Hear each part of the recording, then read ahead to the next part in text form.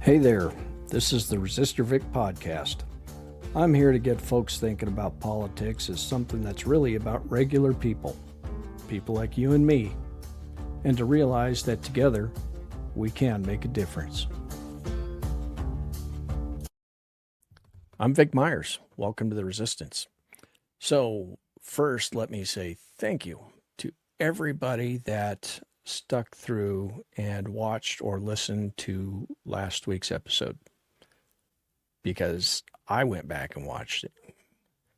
And while the information I feel was good, I think I talked about some important stuff. The energy, holy crap.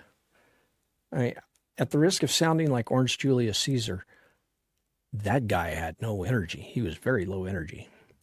And it wasn't easy for me to watch.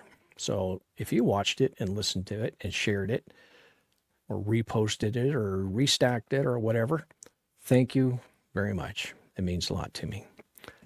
Now, since I do know how bad that was, I am going to promise you that I am going to always have some energy when I record. If I have to put it off another day and make sure that I have the energy to do it, I will do it. I will start planning better. I'll do what it takes to make sure that I'm giving you my best and not what I had last week. So, having said all that, let's talk about a point of view. Right now, when things happen in the world, the Republicans are so good at making sure our point of view is trained on the shiny object that they want us to train it on. The Democrats, they're really, really bad at focusing about giving us a different shiny object to look at, or however you want to phrase it. And I'm going to talk about three stories, three headlines, if you will, that help explain what I'm talking about. The first one, there's a headline in the AP today. It said 100 plus criminal cases dropped due to lack of public defenders. Now, I read the story, and what's happening is they don't have enough public defenders in Massachusetts. They don't have the funding for the public defenders in Massachusetts. They were supposed to get it, but at the end of the day, the bill that the governor signed didn't have it.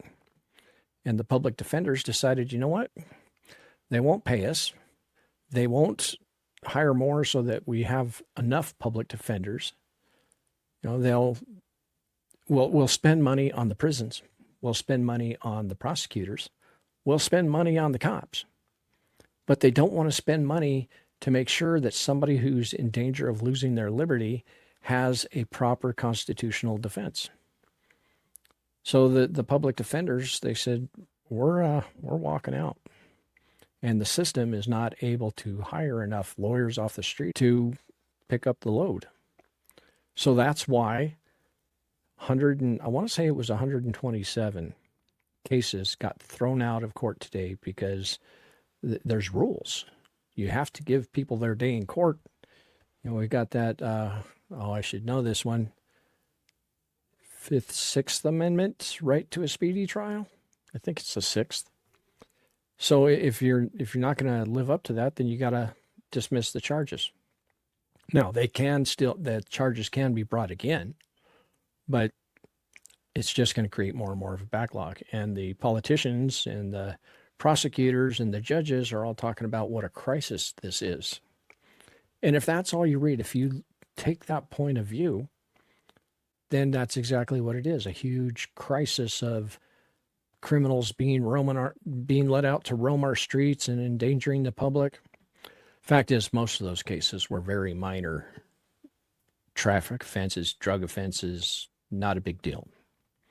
But there were some bad ones in there. There were some domestic abuse, there was some assault, child abuse, things like that. That did get let out of court and put back on the streets. And they don't have the resources to tell the victims, hey, this is what's happening. So that's what everybody's focused on. But what if? What if somebody, enough people, the right people, What if they decided to look at this from another point of view? That point of view being, we lock up way too many people. Our system cannot handle the number of people that we incarcerate. America incarcerates more people per capita than any country on earth, by far. And you look at the worst countries in the world, Russia. I mean, granted, they throw a lot of theirs off of balconies, but still, no other country locks up people like America does. But then no other country has as many private prisons as we do either. So instead of looking at it from the frame of we're letting criminals out, look at it from the frame of we're locking too many people up. And I've got a great example for you. I worked for 17 years in the Colorado Department of Corrections. And one of the few reasons that one day I couldn't do it anymore, I took my ID to my boss and said I quit. I couldn't do it anymore. And one of the reasons is we don't have a justice system. We don't have a rehabilitation system. We have a warehousing system. And we don't provide for offenders when they get out. We don't have a system that helps them succeed. We have a system that challenges them not to fail. Case in point, this young man that was on my caseload. Before this case, he was a model citizen, high school athlete, graduated high school, did some college, got into the workforce, never, ever had any kind of a problem. Then one day, one of his friends, so-called friends, stole $100 from him.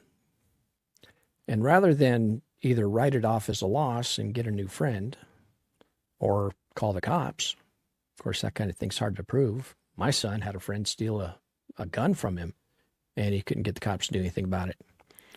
So instead of being smart, he let his emotions control him. He wasn't even 25 yet, so that tracks.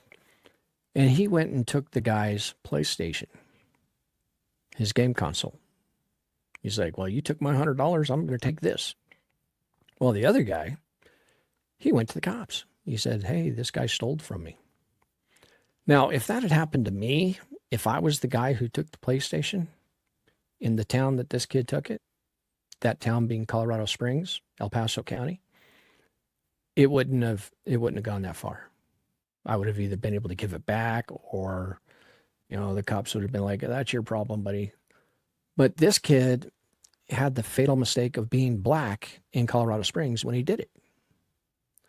So he didn't get any benefit of the doubt. Nobody looked at him and said, dude, you've never been in trouble. Let's figure out a easy way to solve this. Nobody did that because he was black. And I can say that because I worked in that system long enough, and I saw the case files from every county in this state, and I saw how some counties, there's 5 of them in particular in this state, you do not want to be arrested while black, or brown for that matter. Because if you are, the system is not going to be kind to you. Anyway, I don't want to get off the point. He got probation. And because he had never been in any kind of trouble before, he wasn't taking his probation seriously. He's like, okay, I'm on probation. All I got to do is stay out of trouble. Easy peasy. And this all goes away.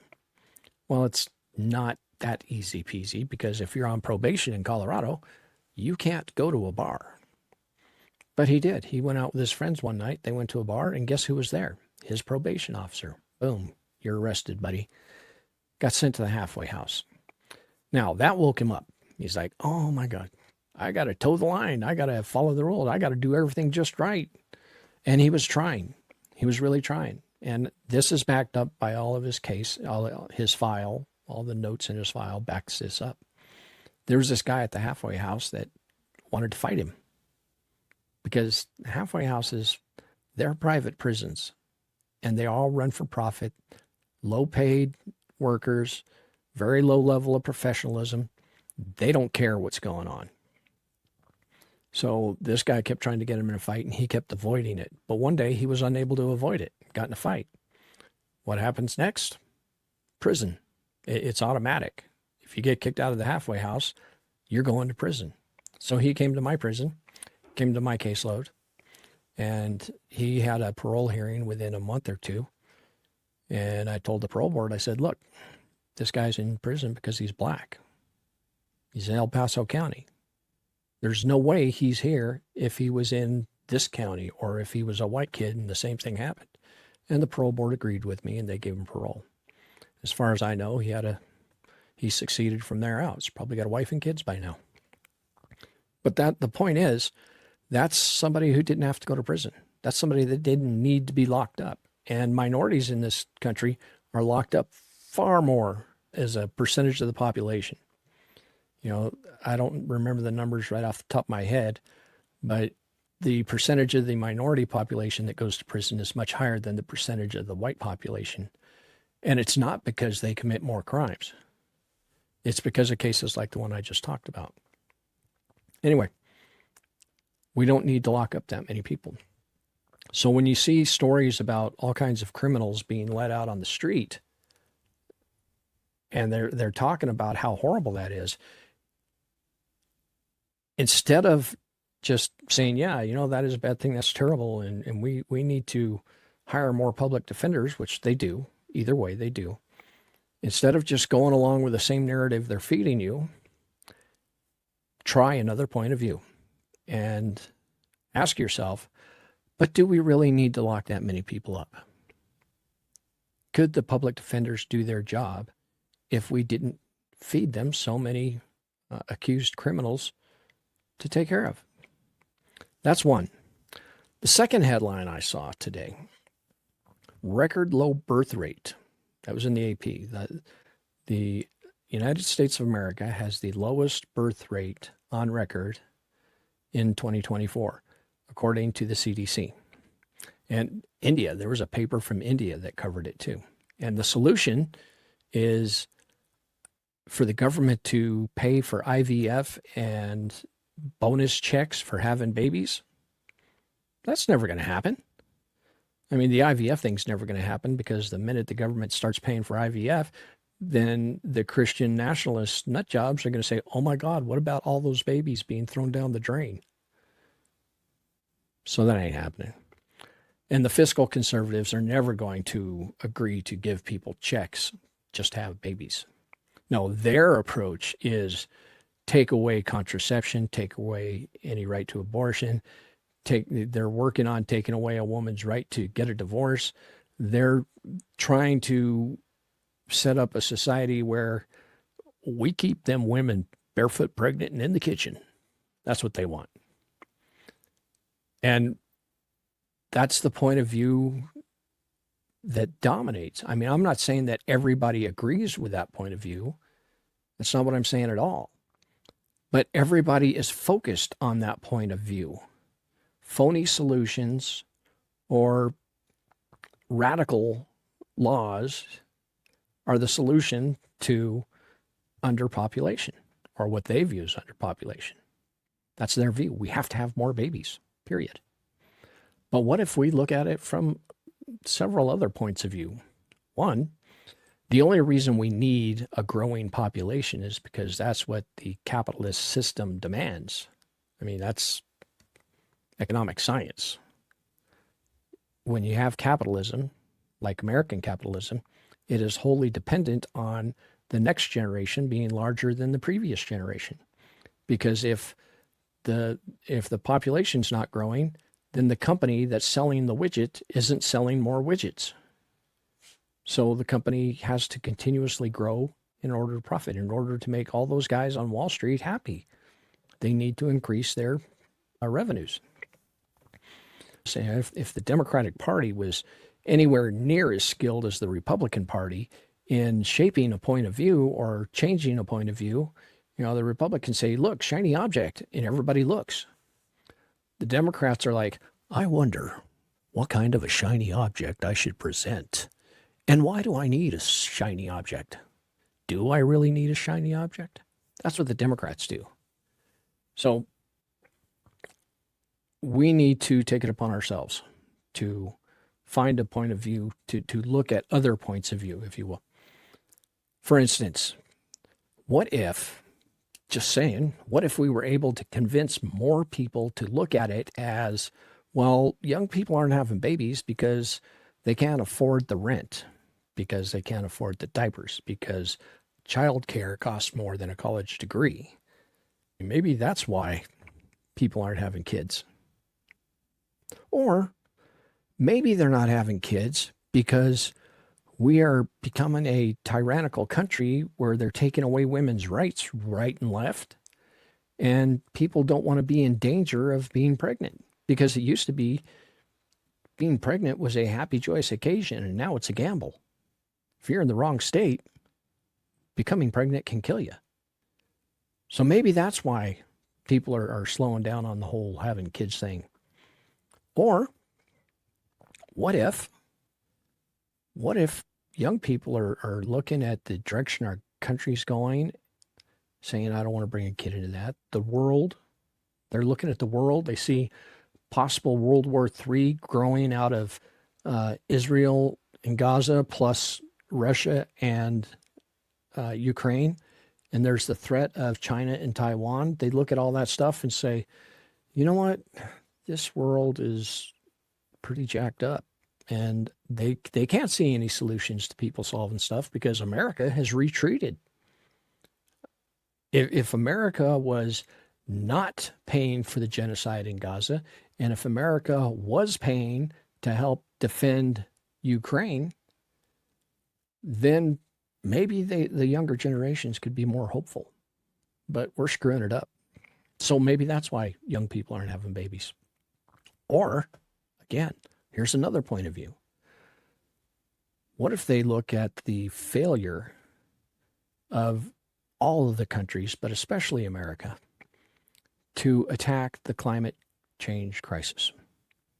What if that's driving them? What if they're saying, you know what, I could have a kid, but I've seen the movie Interstellar, and I don't want my kids to be the last or second or third to last generation? Maybe that's their thinking. You can't blame them because we are failing to address climate change, especially now with this administration. So multiple points of view. But again, the Republicans are like, look at this shiny ball and pay attention to it. And we're not talking about all this other stuff. And the third story, it's not simply from today because it's been in the headlines for weeks, and I'll bet you can guess what it is. Epstein, Epstein, Epstein. Now, what's the shiny ball in this one? In this one, the shiny ball is Donald Trump. Everybody is focused on Trump not releasing the list despite his promise. Everybody is talking about how he's not releasing it because he's protecting himself. Everybody's focusing on, well, can we convince people that it's not that big a deal? Or why are they trying to convince us it's not that big a deal? Or let's convince people that it was all a setup, that Obama somehow built this big, amazing, incriminatory file on Trump and Epstein and then never used it to keep him from becoming president twice. Yeah, that's plausible. But it's not, but that's where they got us looking because that's the narrative that they're driving. That's their shiny ball. Or Mike Johnson today, talking to the press when he was asked about child trafficking and a vote on child trafficking. What did he say? Well, we just had a big, beautiful vote on child trafficking because with the big, beautiful bill, we improved border security to stop child trafficking, which is all bullshit, by the way. But that's him being a skillful Republican trying to shift the point of view in a way that favors not releasing the list, getting people to think about other things. Well, here's a way, if you really want to see the list, then I've got a point of view that we should all be pushing. And that point of view is, we know Trump's on the list, so what? We know that he's trying to keep us from seeing it because he's on it, so what? The bigger point of view is that Donald Trump was not the only billionaire going to Pedophile Island. That's the point of view that we need to be pushing. If we want that list to come out, if we want to know everybody that's on it, then that's what we need to be talking about. Stop talking about Trump. Stop talking about Maxwell. She's going to get her pardon or commutation or whatever. They're going to make her happy so that she doesn't talk. So stop talking about Donald Trump and Epstein and start refocusing the conversation on everybody that's on that list. That's what we want to know. Yeah, there's been plenty of people say, we want to know, even if it's one of our guys, we want to know. But they're not doing it in a way, especially not the Democrats, they're not doing it in a way that is refocusing the conversation to all of the billionaires, all of the rich people who are going down there and abusing young girls. That's the narrative that is going to get that list released. At least that's my opinion. So, one story, one point of view, that's how most people process news. But a deeper understanding comes when we step back. And it's not easy. It's kind of like empathy. You don't just have empathy for somebody. It's a skill that you got to practice. And changing your own point of view or experimenting, looking for other point of views. When somebody says there was this terrible car crash and it was probably from a distracted driver, maybe it was. But is anybody looking at the other factors that was in that crash? Or are they just assuming distracted driver based on the headline? You have to train yourself to look for the other point of view. And when that comes, then you train yourself to discussing that other point of view with other people. So the final message is, next time something outrages you, don't just react. Ask what you might not be seeing.